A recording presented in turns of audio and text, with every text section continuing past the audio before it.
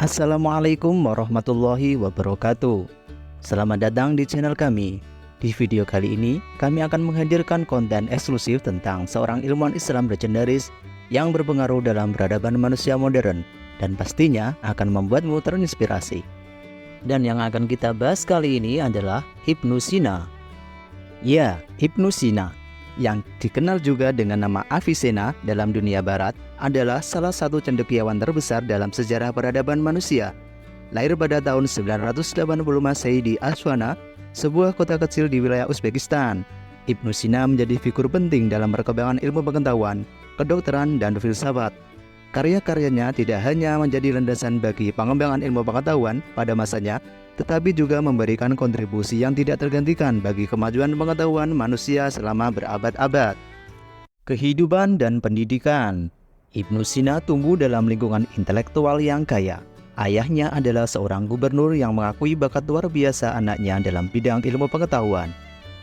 Pada usia yang masih belia, Ibnu Sina sudah menguasai berbagai bidang ilmu, termasuk matematika, astronomi, dan ilmu kedokteran.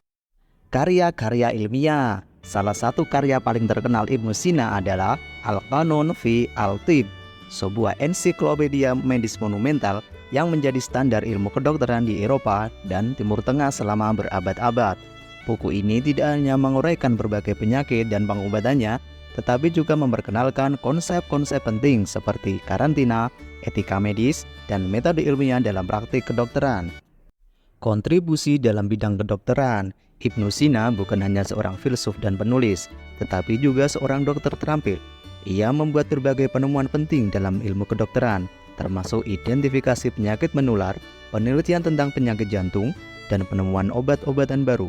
Kontribusinya dalam anatomi manusia juga sangat berharga, yang mempengaruhi perkembangan ilmu kedokteran modern. Pemikiran filsafat.